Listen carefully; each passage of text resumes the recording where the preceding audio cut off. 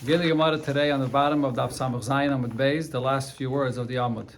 Omar Rabbi Akiva Chulu. So in the Mishnah, this was the Mishnah on Daf Samach Zayin Amud Aleph. So Rabbi Akiva said in the name of Rabbi Shua regarding Kishif, that if you use Kishif and you're actually physically doing something, Oisa Maisa, you're gathering cucumbers in a field, you're chayiv. But if it's just done as a deception, so even if it's using a koyach of Kishif, but it's not actually gathering anything, then it's potter. Still aser, but you're going to be potter for this. So the Gemara asks on this. It's not kishuf, it's achis. No, and that's why I was bavaring. No, if it's just stam an illusion, so then it's totally mutter. But it is a certain form of kishiv, but it's achis senayim. It's not actually. It's not moving. It's not moving, right? The kishiv is creating an illusion. Then you're going to be potter, but it's still aser. And it's awesome in Atayra. We saw before in the Gemara this. It's still awesome in Atayra.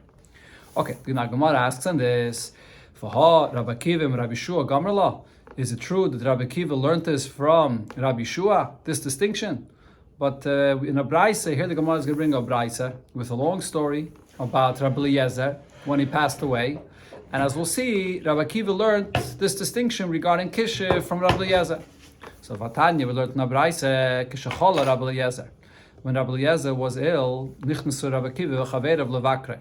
Rabbi Akiva and his friends came to visit it. Hu Yeshiv B'Kinuf Shalai. Rabbi Eliezer was sitting in his kinuf, which was a bed that's under a canopy. V'hen Yeshvim B'Trakinul Shalai. And they were sitting in a large room, but they didn't go together with him in the area where he was under this canopy. As we'll see soon, Rabbi Eliezer, it's brought in the Gemara in a few places, Shamutihu. Because of a big machlokes that there was, it's brought in Masechta Bava Metzia about a Tana Shalachnoi, a certain oven, and there was a whole machlokes where Rabbi Eliezer didn't agree to the Chachamim, so because of this they put him into a certain chayrim. So over here they didn't sit together with him under the same canopy. So now what happened when they were sitting there? When did they come to visit him? That day, Erev Shabbos Hoya. It was Friday afternoon. So now V'nichnes, Horkenes Benoi, Horkenes, the son of Rabbi Eliezer, came in, Lachloit tefillah, to remove his tefillin, because Shabbos is coming, and they shouldn't be wearing tefillin. And Rashi here brings that Shabbos is not Zman tefillin, and therefore you're not allowed to wear the tefillin, because if you are going to wear the tefillin, then you might go out with it into the Rishus Harabim, and there's a gzeira that you might end up carrying it in the Rishus Harabim. So therefore he came in to take off his tefillin, because of the gzeira with the Rabbanan, not to wear tefillin on Shabbos. So what happened? Garboy, Rabbi Eliezer screamed at his son, so his son left and his father is screaming at him. So Horkenes says to Rabbi Eliezer's colleagues, Rabbi Akiva and his friends that came to visit him, it seems to me that my father already lost his mind. His mamish, he was very ill, he was about to pass away. Rabbi Eliezer heard what his son said, so he said, his mind, my son and his mother, they're not thinking straight. Why? Because why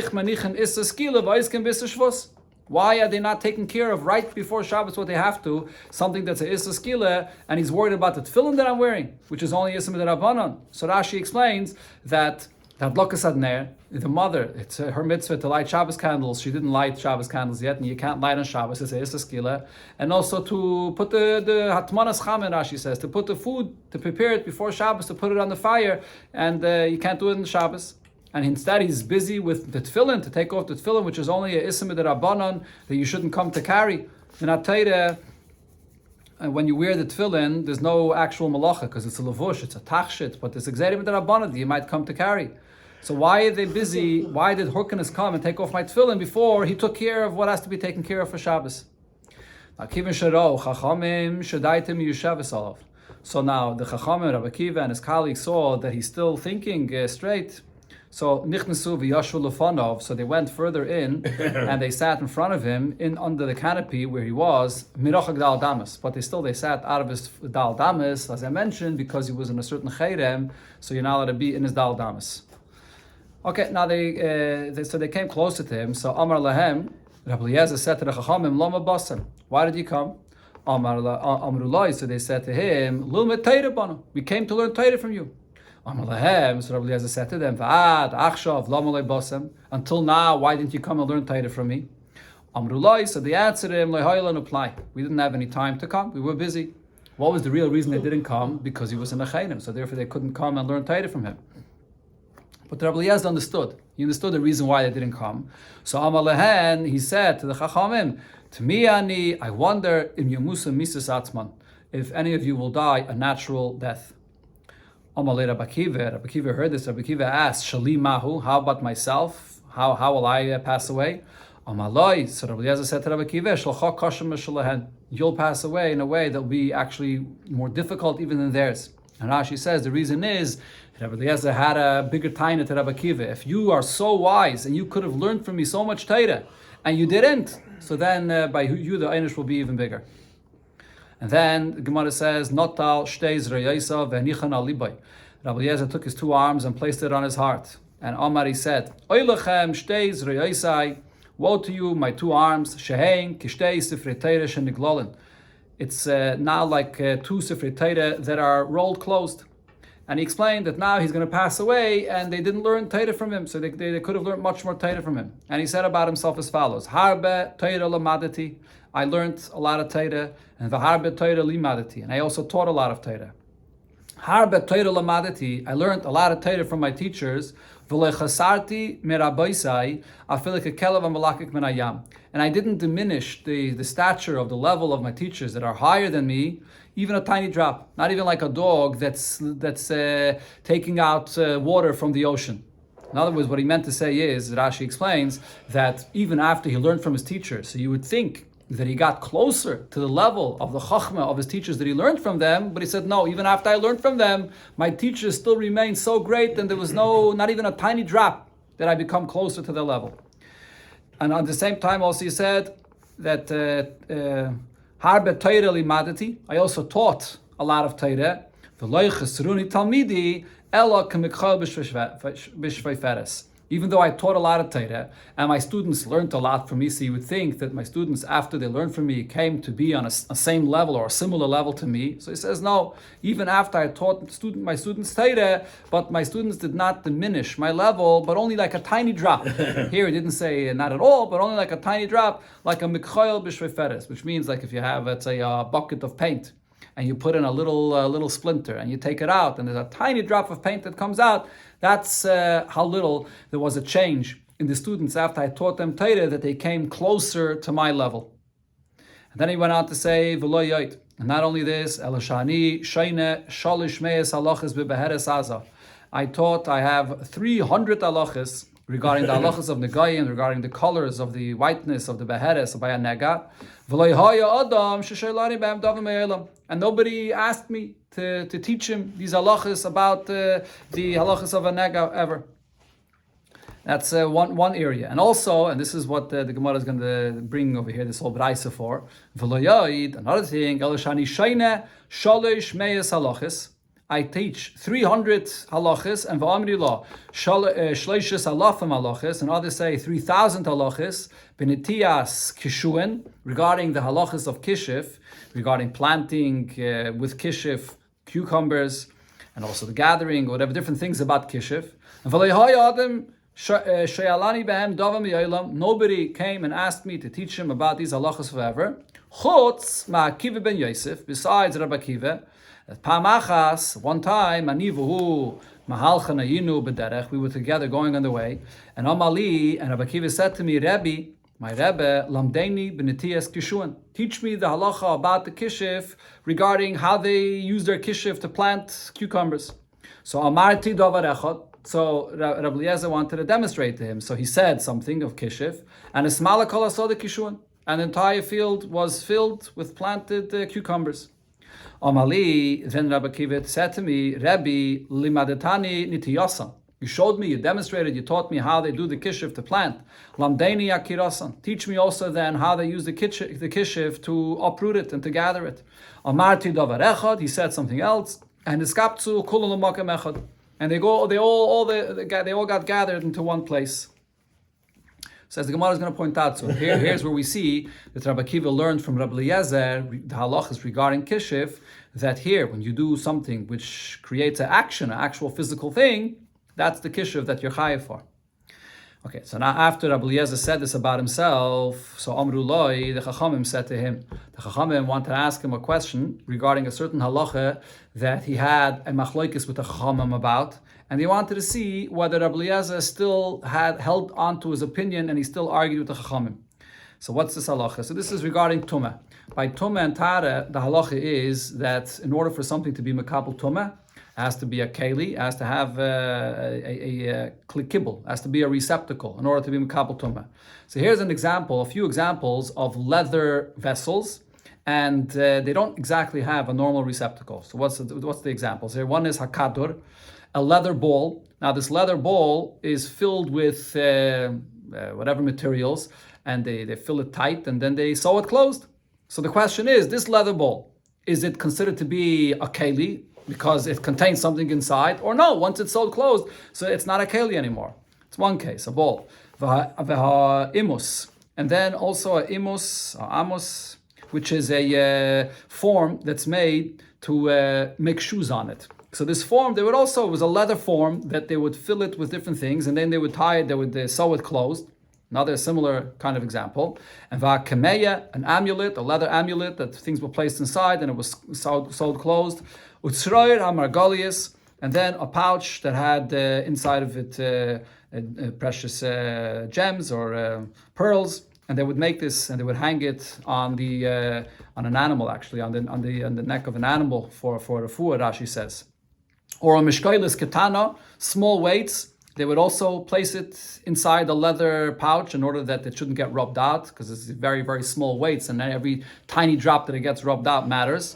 So in these cases, mahu, what's the halacha over here? So this is, Rashi here brings it, this was already a machlokes that's brought in the Mishnah between Rabbi Eliezer and the Chachamim. Chachamim say in such a case, it's not makabel tumah, it's not a receptacle, because it's closed and it's stuffed, but Rabbi Eliezer says, no, it is a keli, it is makabel tumah.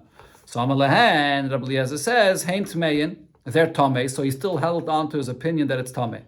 And now there's another detail here that Rabbi Eliezer and the Chachamim argued about in a case where all these cases here, the ball and the form of the shoe, if it was torn open, and now the Chachamim will agree that it is a clay kibble and it became tameh, and you want to tovel it, if you want to tovel it, are you going to have to empty out its contents from the inside in order for it to be able to be metayed?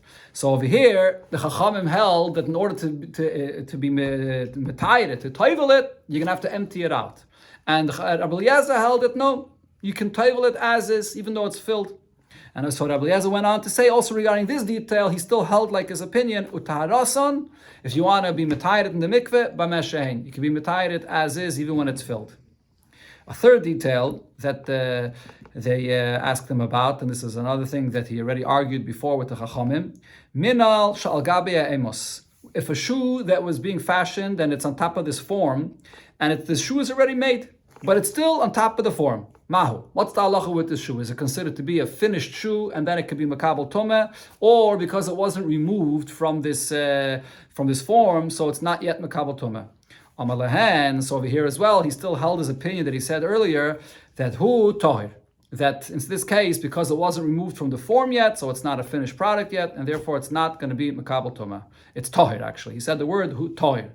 And as soon as he said this halacha, v'yotza nishmasai betara, that was the last halacha he said, and his neshama went out with purity, with saying the word of Torah tohir.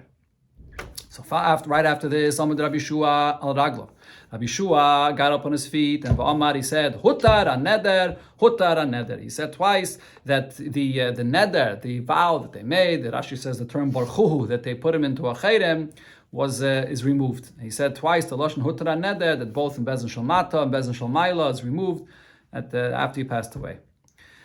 So then what happened? This was right, as we saw before, the story here was right before Shabbos. So now, L'motzei Shabbos, after Shabbos, Pagaboy Rabbi Kiva encountered the bed when they were bringing by the Levaya with Rabbi Eliezer, min Kisri LeLud. They were bringing him from Kisri to Lud. Rabbi Eliezer lived in Lud, so they were bringing him back to where he lived, to Lud, to bury him there.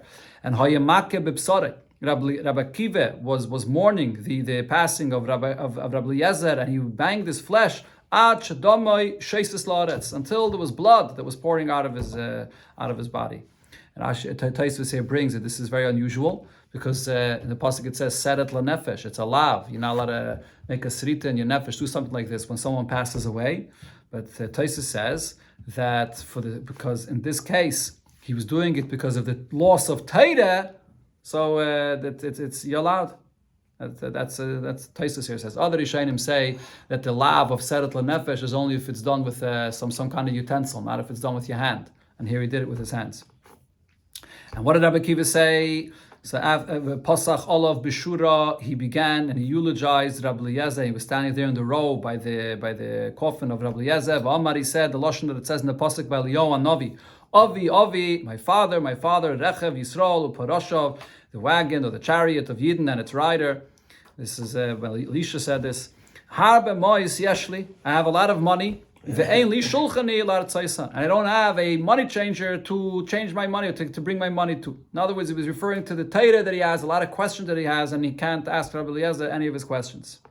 Till here is the story in this Braisa. So now the Gemara says, Alme, what do I see here? Rabbi Eliezer Gamra. That this halacha regarding kishiv, that if you do the kishiv with the cucumbers in the field, and if it's Isa Maisa, and the way he demonstrated it to him, he learned this from Rabbi Eliezer, not from Rabbi Yeshua. Says the Gemara, Gamra Rabbi Eliezer. It's true, he learned it originally from Rabbi Eliezer, but v'loi savra. But from Rabbi Eliezer, when he learned it, he didn't understand it. Then Hada Gamra Rabbi Yeshua. Then he learned it again from Rabbi Yeshua, and va'azber na'alei, and he explained it to him, Heichi Ovid, va'azber na'alei, and he explained it to him, and then he understood it. So therefore, the Mishnah says that he's quoting it. That's why the Mishnah, Rabbi Akiva, is quoting this in the name of Rabbi Yeshua. Okay, now the Gemara asks on this point that it says that Rabbi Eliezer, Rabbi Akiva asked him about this, and Rabbi Eliezer actually demonstrated. He did the kisha for him. It's like the Gemara, how was he allowed to do this? But the Mishnah says, that if you do the kishiv and you do a physical action through the kishiv, you chayev. And says the Gemara, lehislamachani. If you're doing the kishiv just to teach, to learn, to know which kind of kishiv is mutter and which kind is asa, that's allowed. Because the Tana learned out from the lashon of the pasuk, it says, "Leitilmad lasais." You shouldn't learn this kishiv in order to do it. That means lasais yatelomid. To learn, to know how to do this kishiv, like the pasuk continues, the ketayvus agayim mehem, like the abominations of the goyim, that's not allowed. But you're allowed to learn the ways of the kishiv and even demonstrate it in order to learn, to understand what it is, to know exactly who and how one would be chayv misa if he does this kishiv. Hadran Allah, Arba Mises, we shall return to you, the 7th Peirik of Masechta Sanhedrin, Peirik Arba Mises. Okay, we continue with the next Peirik. Peirik ben Seirer Meira. This is one of the cases brought before the Ichayev Skila. There's a lot of details in the halachas of a ben Seirer Meira. There's basically almost the whole Peirik here that's dedicated to this. And as we'll see, there's so many sophisticated halachas about ben Seirer Meira that, according to one opinion brought in this Peirik, the whole thing of ben Seirer Meira lehoya v'le nivra never happened, and it's the dreish v'kibbul schar. So the son that is rebelling against his father, against his parents, and he's chayiv misa, chayiv skila. Me'emasai nasa ben Seirer Meira. At what age does he become a ben Seirer Meira? Mishayavi shtei saris. It's from the age of when he has two hairs in the area below by the erva. Va'ad sheyakiv zokin, until the time when the hairs surround that area. Now, when it says here zokin, the Mishnah clarifies hatachtain. We're talking about the hairs below in that area. V'lo yelya. We're not talking about the beard, the facial hairs. Now, elo shedibra chachamim b'lashon nekiya. The fact that the term that was used was shtei saris va'at sheyakiv zakin. Why did they use the term zakin, which usually means a beard, the facial hairs? Because they wanted to use a cleaner language, but it refers to the hairs in that area. So it's a very short period, very short time period when you can be a ben Seirer Meira. It's only from the time when there's two hairs until there'll be yakiv zakin in that area. So the Gemara will say it's a maximum of 3 months. That is the time when you can be a ben Seirer Meira.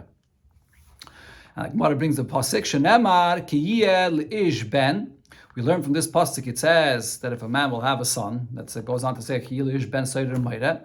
So first of all, we learn out from here ben v'loi bas, that this refers to a son and not to a daughter. And also we learn out from here ben v'loi ish, that this is a ben and not an ish, meaning that it's only in this time period, as the Mishnah just described it, when he just is becoming bar mitzvah. And that beginning, Gemara will explain soon exactly the limit over here. But it's the fact that it says ben, it can't be memayit a cotton, as the Mishnah is going to say there right now. Cotton potter, even though it says ben, you might think it means a cotton, be below bar mitzvah, but that can't be that, because a cotton is potter, shalei ba leklal mitzvahs. He's not chayiv in mitzvahs yet. So therefore, when it says ben, the miyat is coming to say that it has to be only in that time period from when he has the azakim, when he has the 2 years until it's makif in that area, that's the only time when he could be a ben Seder Amaira, but not older than that, because older than that is already called an ish. Talk to Gemara. After that, he can never is possible ben Seder Amaira. Correct. Yeah, only it's only in that time. Only that time. It's just a maximum of 3 months. It could be even less than 3 months. Once it's makif, then it could even less. But the maximum is 3 months. He can act the same thing like I did, and it's not called ben Seder Amaira. Yeah, correct. Talk to Gemara. Cotton minol on the potter. From where do I know that a cotton is potter from the misa, the skill of a ben Seder Amaira? So the Gemara asks on this question. Minalon, you're asking a question from where do we know? Keduktani taima. Like the Mishnah, it says the reason. Shaloi ba leklal mitzvahs. That it can't be, even though it says in the pasuk ben, it can't be referring to a cotton because he's not chayiv yet in mitzvahs. And v'su, besides the lashon of the Mishnah, heichi ashkechon the onash hakosov the hachal abayi kralam miftere. Where do we find anywhere in the Torah that the Torah gives a einish for someone that's less than a bar mitzvah, that he's not a gadol yet, that over here we would need a pasuk to pater him. So it's obvious that a cotton is pater from this skila of ben Seder Amaira. So what's the question over here? Cotton minol and the pater. So the Gemara answers, Anan hochi kamrinon. The shaila that was being asked over here is as follows.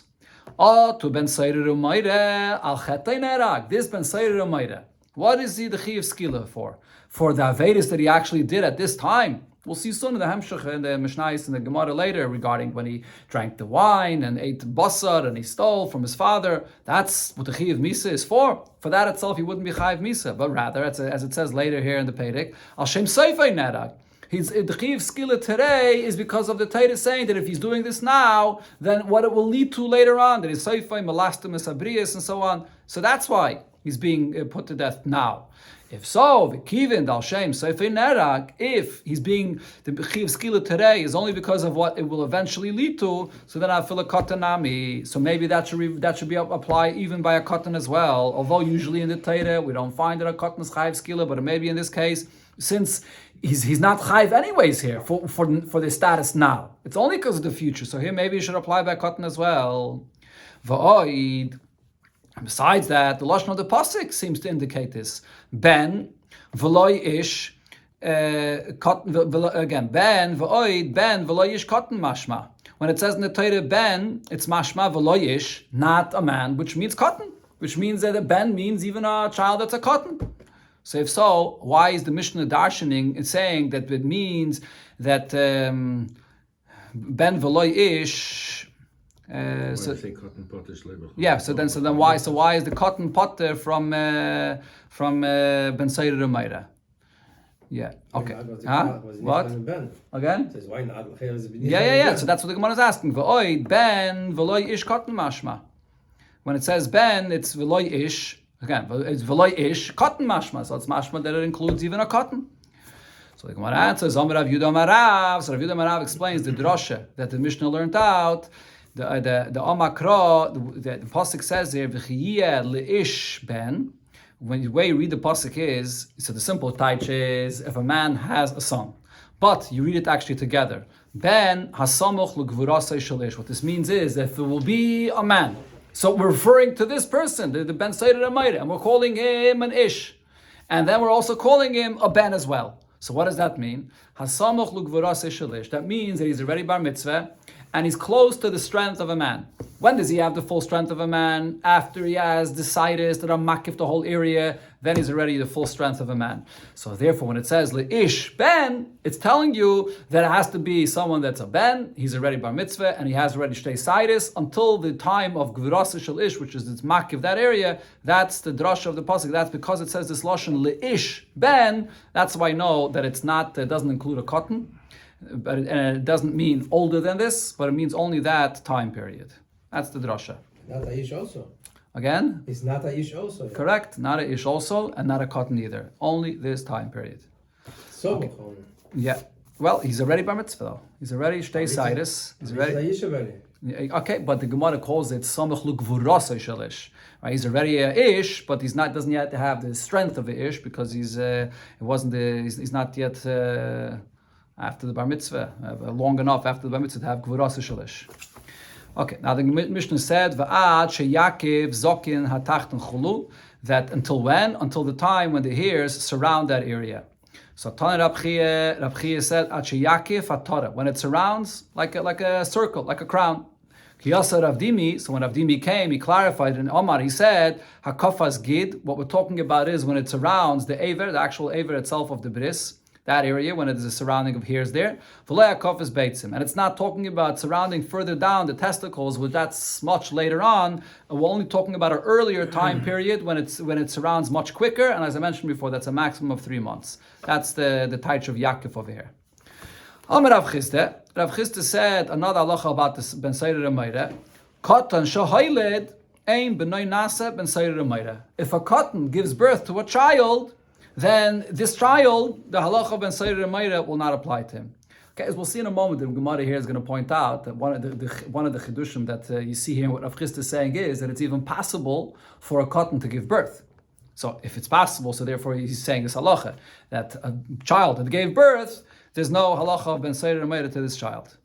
Why? Shanema, because the pasuk says, Ki le'ish ben. If a ish has a son, le'ish ben. That means only if it's a ish, if it's a person that's a gadol that has a son. V'lo ben ben. But not if a cotton, which is a ben, has a ben. That's the drasha. So the Gemara asks on this, how is Rav Chisda darshaning this drasha from this pasuk? We just learned that from the same drasha, from the same words, ish ben, to teach that the din of ben Seirer Meire does not apply to a katan, and it does not apply to when you're already older. Ish ben meant that it's a bar mitzvah boy that's karev l'gvuras shalish, or that's samach l'gvuras shalish. That's the drasha. So the Gemara says, but in Cain, if that was the drasha, so then le mikra ki ben leish. So then the right way to write it would be, it should say first, Ki ben li ish, that there's a ish, and he's also a ben. And then I would say that it means a ben that's not yet a full, doesn't yet have the gvura of a ish. That's what the pasuk should have said. My ki li ish ben. Why does it say the lashon first, Ki li ish, and then it says ben? Because it says it in this Seder, first Kiyeh ish and then Ben, that's mashma like Rav Chisda says, that if a man has a son, then there's the din of Ben Seirer Meire, but not if a cotton, a child, has a son, then there's no din of Ben Seirer Meire. So says the Gemara, so if that's the mashmas of the pasuk, because it says the word leish first, Kiyeh leish ben, so maybe the whole pasuk is just coming to teach the point that Rav Chisda said, and not what Rav Yudah Marav said regarding that short time period of the Ben Seirer Meire. And says the Gemara, no, there's a room for two drashas over here, because in Cain, Neimikra, ben ish. If the drasha was only what Rav Chisda said, then the way to write it would be Kiyeh ben ish. If there would be a son of a ish, of a man, that would tell you that it has to be a son of a man and not a son of a katan. My li ish. Why is the Torah writing it the opposite order? Instead of writing ben ish, it's writing the word ish first. And because it writes the word ish first, so you can't write kiyeh ish ben. You have to write li ish ben. So why is the Torah changing this? Shma mino tarti. So therefore, you learn out two different things from this. From the fact that it says ish and ben. If we would have said it in the Seder of Ben Ish, that would mean that it's a Ben of a Ish and not a Ben of a Katan. Now it says, Ki li Ish Ben. So I also learn out that this Ben Seirer Meire himself has to be a Ish and a Ben. He has to already have two sides, on one hand be a Ish, but at the same time he still has to be a Ben, which is only Samuch L'Gvuras Ishalish, only until it's Makiv the area, the hairs, and not older than that. Now, so says the Gemara, based on what Rav Chisda said, Shma Mino. Sorry, this is first the conclusion. This is the conclusion. Shema min tarta. Yeah. So we hear from here both of these things. Okay. But now the Gemara says, as I pointed out before, what do we see from Rav Chisda? That a child could give birth Says the Gemara, Pliga the Rabbe, what Rabbe said, what Rav Chisda said here argues what Rabbe said. Rabbe said, a child cannot give birth. And what's the source for this? Shenemar, the pasuk says, if a man does not have anyone to redeem him. What is this pasuk talking about? If someone stole from someone and he swore falsely that he stole from him, and now he has to pay it back, and this person died, and there's nobody to redeem, there's nobody you can pay back. So the pasuk there says, if there's no relative to give it back to, who do you give it to? It goes to the kohen. So this the question is, is there any person in Klal Yisrael that doesn't have any relative? You go all the way back up to Yaakov Avinu, there you have to have some relative. Elo, the gezel, hager, akosav medaber. The Torah is speaking about when you steal from a ger, and in such a case, the ger, if he didn't have any children after he became a ger, so then that's when there's no relative, and you have to return the gzela to the kohen.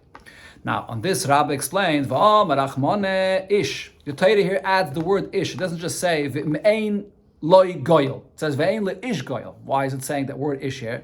Ish atetzarech lachzer olav v'yesh le goyel in lav. If he's an ish, meaning if this ger that you stole from died and he's already a ish, you're going to have to go and investigate to see if he has any children, because even though he's a ger, but it could be he has relatives. Maybe he had a son or a child.